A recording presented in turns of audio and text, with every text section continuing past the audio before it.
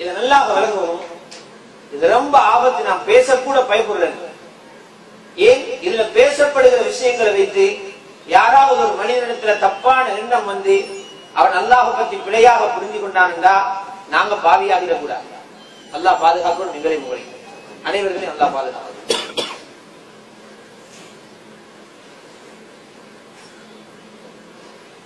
அதுல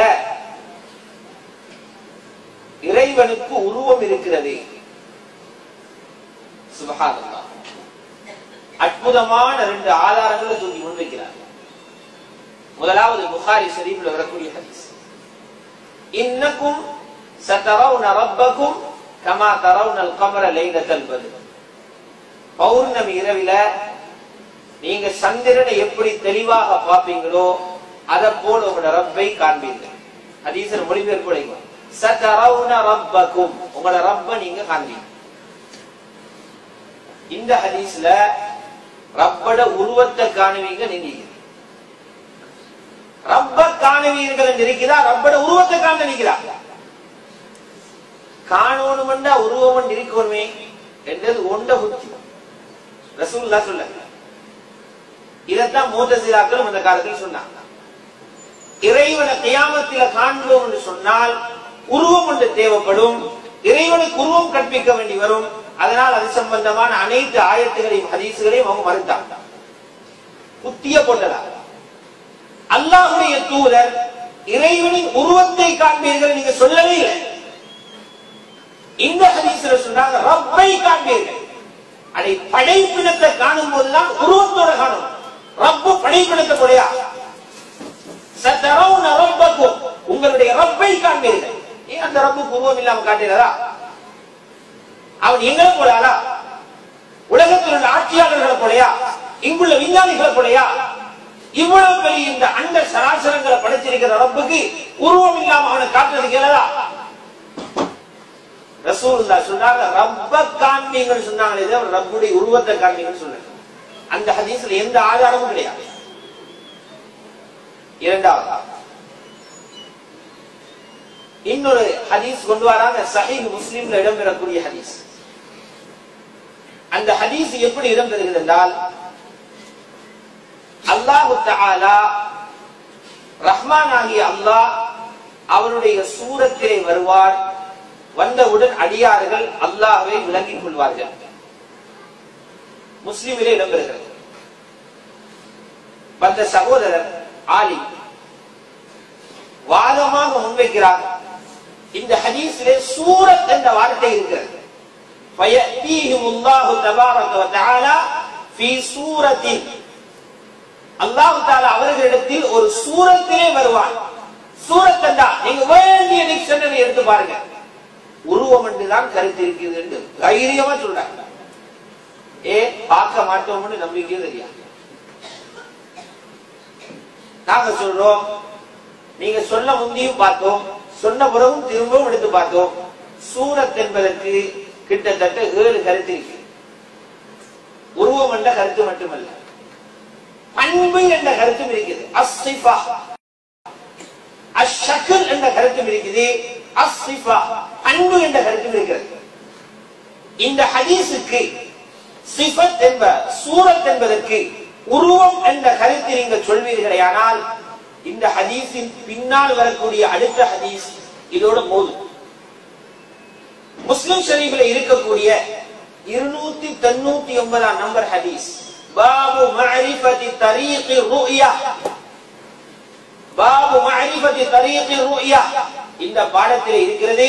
ஹஜ்ரத் அபூ ஹுரைரா ரலியல்லாஹு தஆலா அந்த ஹதீஸ் நல்லா கவனத்தில் கேளுங்க. அதுல வருகிறது, கியாமத்துல கேள்வி கணக்கெல்லாம் முடிச்சு நரகம் போறவர்கள் நரகம் போயிட்டாங்க. முஃமின்களும் முனாஃபிக்குகளும் மட்டும் மஹ்ஷர்ல இருப்பார்கள். இந்த நேரத்தில் ஃபயதீஹிமுல்லாஹு தபாரக வ தஆலா ஃபீ சூரத்தின் கைர சூரத்திஹி அல்லதி யஅரிஃபூன், அல்லாஹ் தஆலா அவர்களிடத்திலே வருவார் அவர்கள் அறியாத சூரத்தில். அல்லாஹ் வருவானா? எங்களுக்கு தெரியாத உருவத்தில். இவருடைய கருத்துப்படி பார்த்தா உருவத்தில் என்று சொன்னா எங்களுக்கு தெரியாத ஒரு உருவத்தில் வருவான். வந்த உடனே பயக்கூடு அன ரப்புக்கும் வந்து சொல்லுவானா நான் தான் உங்களோட ரப்பன். இவங்க சொல்லுவாங்க நஊது பில்லாஹி மின்க ஹாதா மகானுனா ஹத்தா யஅதீனா ரப்புனா. உங்களிலிருந்து நாங்கள் அல்லாஹ்விடத்துல பாதுகாப்பு தேடுறோம், நாங்க இங்கே தான் நிற்போம், எங்க ரப்பு வரங்காட்டி.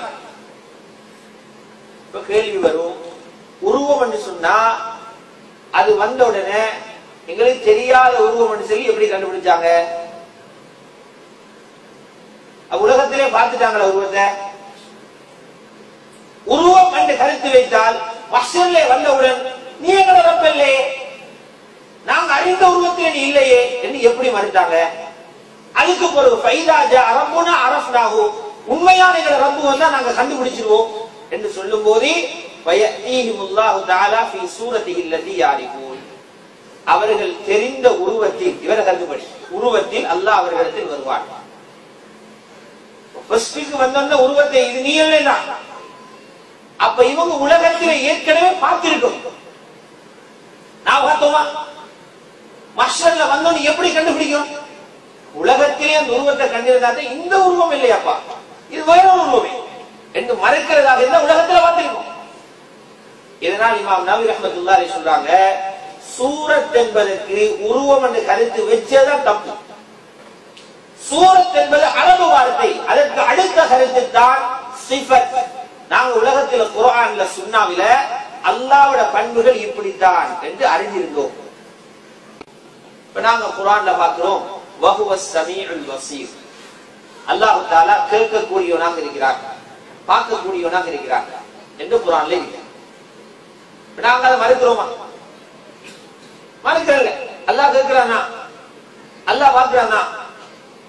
அல்லாஹ் கேட்கிறா எங்களை மாதிரி அல்ல, அல்லாஹ் பார்க்கிறா எங்களை மாதிரி அல்ல என்று சொல்றதானே.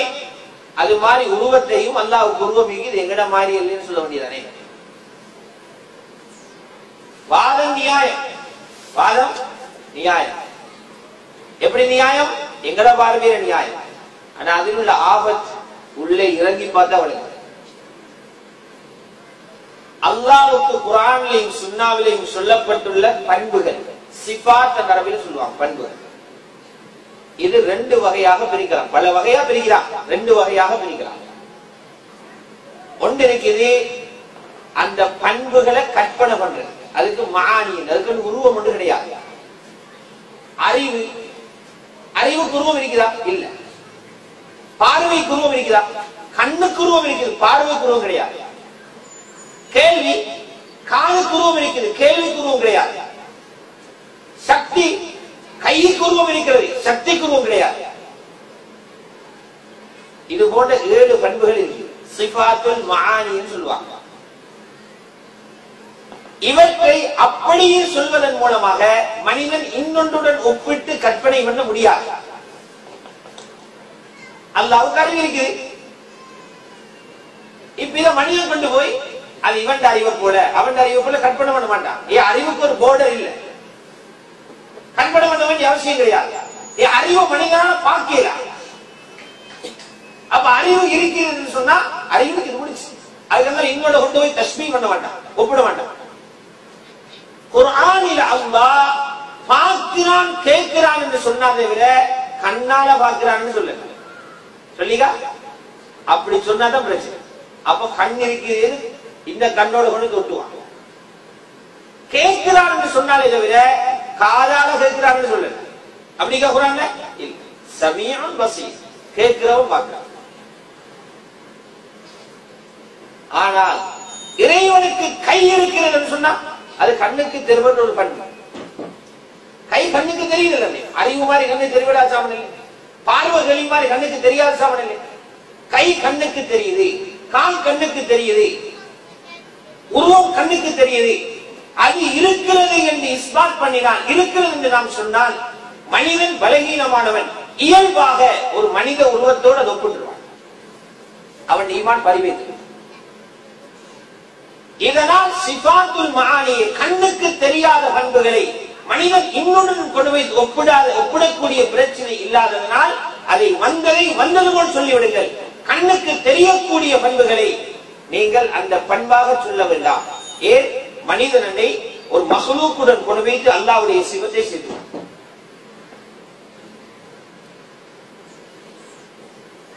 அதுக்கு இன்னொரு விடயத்தை சொல்றாங்க. என்ன சொல்றாருண்டா, குழம்பி போய் தான் பேசினார். அவர்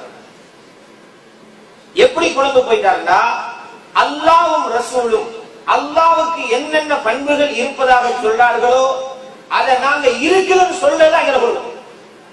அல்லாஹ் உருவமைக்குன்னு சொன்னா சொல்லிருப்போங்க. அல்லாஹ் கை இருக்குதுன்னு சொன்னா எதுவா அல்லாஹ் கை இருக்குதுன்னு சொன்னா சொல்லிருப்போங்க. அல்லாஹ் இருக்கிறது சொன்னதை நாங்க சொல்லி போயிட முடியாது. அற்புதமான விளக்கம். அப்படி சொல்லதாக இருந்தால் அந்த சட்டத்துக்கு அவரே முரண்படுவார். எப்படி?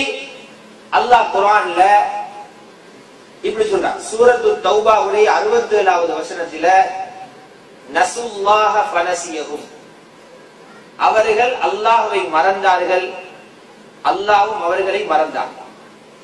என்ன அர்த்தம்? அல்லாஹ்வுக்கு மறதி இருக்குது சொல்லலாமா?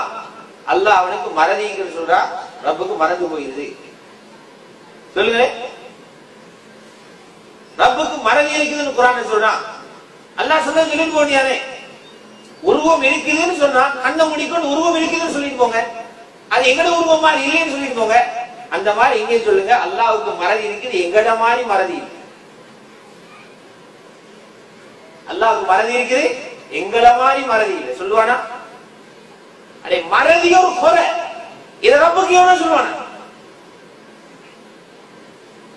ஃபல்யௌம நன்சாஹும், சூரத்துல் ஆராஃப் 51வது ஆயத்.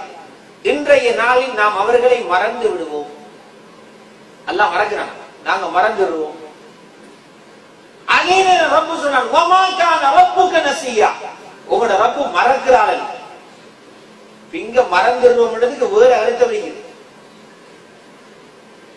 அப்ப அல்லாஹ் சொன்னதை எல்லாம் அப்படியே சொல்லிட்டு போவோம், அது எங்களை போல அல்ல என்று சொல்றதுதான் கொள்கையாக நீங்கள் வைக்கிறதாக இருந்தால் இந்த ஆயத்தின் பிரகாரம் இறைவனுக்கு மறதி இருக்கிறது என்று நீங்க சொல்ல வேண்டும். எங்களை மாதிரி மறதி இல்லையே சொல்லி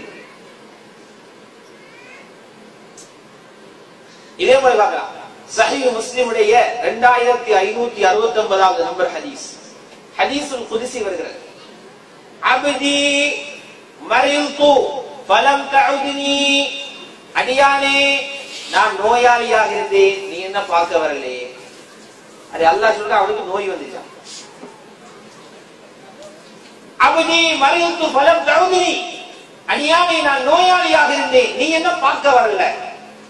சொல்லுங்க, அல்லாஹ்வுக்கு நோய் வருகிறது, எங்களை மாதிரி நோய் இல்லை. அப்படிதான் அல்லாஹ்வுக்கு உருவம் இருக்குது, எங்க மாதிரி உறுப்பு இல்ல, உருவம் இல்ல. அல்லாஹ்வுக்கு நோய் வருது, எங்க மாதிரி நோய் அல்ல. சொல்லலாமா? புத்தி உள்ளவன் சொல்லுவானா? சொல்ல மாட்டான். அதனால நாங்க பயப்படணும். இதுக்கு இஸ்லாத்துக்கு வெளியில் உள்ள சூழ்ச்சியாளர்களின் திட்டமும் தெரியாது. ஒரு சிந்தனையை உண்டாக்கி இடையில் அவங்களோட கருத்தை கக்குறது. சடவாத கொள்கைக்கு முஸ்லிம்களை கொண்டு போறதுக்குரிய ஒரு வழியாக இருக்கலாம். முஸ்லிம்கள் மட்டும்தான் உருவம் இருக்கிற ஒரு தெய்வத்தை உருவத்தை வைத்து வணங்காம கைவ நம்பி வணங்குறாங்க. அந்த முஸ்லிம்களையும் சிலையில கொண்டு வைத்து தஜ்சீம்ல கொண்டு வைத்து சேர்றதுக்குரிய முயற்சியாக இருக்கிறார். ரசூலுல்லாஹி ஸல்லல்லாஹு அலைஹி வஸல்லம் கண்மூடித்தனமாக அது இருக்குதுன்னு சொல்லல. முஸன்னஃப் அப்துர் ரஸாகி 11ஆம் பாகம் 216ஆம் நம்பர் ஹதீஸ் வருகிறது. ஷேக் அல்பானி ஷரஹ் தஹாவியா உடைய தஅலீக் இந்த ஹதீஸ் சஹீஹ் என்றார் 201ஆம் பக்கம் 517ஆம் பக்கம். ரசூலுல்லாஹ் சொல்றாங்க, நீங்க அல்லாஹ்வுடைய பண்புகளை எடுத்து சிந்தியுங்கள், அதிலே எந்த பண்புகளுக்கு உங்களுக்கு விளக்கம் தெரியுதோ அதை சொல்லுங்கள். ஃபமா அலிம்தும் மின்ஹு ஃபகூலு, உங்களுக்கு எதில சரியான விளக்கம் படுகிறதோ அதை சொல்லுங்க. வமா ஜஹில்தும் ஃபகிஹு இலா ஆலிம், உங்களுக்கு விளக்கம் படலையா, குழம்பும் போல விளங்குதா, உருவம் என்று சொன்னா மனிதனுக்கு ஒப்பாயிடும் மதுக்கு ஒப்பாயிடும் ஒரு பிரச்சனை வருகிறதா, அதை அறிஞ்ச ஒரு ஆலிம் கையில் ஒப்படைச்சு அவர் அதுக்குரிய விளக்கத்தை உங்களுக்கு சொல்லுங்க. அல்லாஹ்வுடைய ரசூல் அல்லாஹ்வுடைய விஷயத்தில் எங்களுக்கு இந்த புத்திமதியை சொல்லித்தார். இதனால நான் ரமதான்ல சொன்னேன், 1980ஆம் ஆண்டுக்கு முன்னால் அகில இலங்கை ஜமியத்துல் உலமாவிட ஏகோபித்த தீர்ப்பு இருக்கிறது. யாரு அல்லாஹ்வுக்கு உருவமும் உறுப்புகளும் இருப்பதாக பேசுகிறார்களோ இவங்க மதம் மாறிய முர்த்ததுகள். ஜமியா கட்சியில் இருப்பார். 1980க்கு முன்னால் காத்தாங்குடியில் ஏற்பட்ட பிரச்சனை உங்களுக்கு தெரியும். குறிப்பிட்ட ஒரு மௌலவியால அவர் சம்பந்தமாக வெளியிடப்பட்ட ஃபத்வாவில அவருக்கு மட்டும் எழுதப்படல, இந்த கொள்கை யாரெல்லாம் பேசுகிறார்களோ அவர்கள் மதம் மாறியவர்கள் என்று அகில இலங்கை ஜமியாக ஃபத்வா. நாங்க சொல்றது நம்பிக்கை இல்லையா? ஜமியா கட்சி கேட்கும்.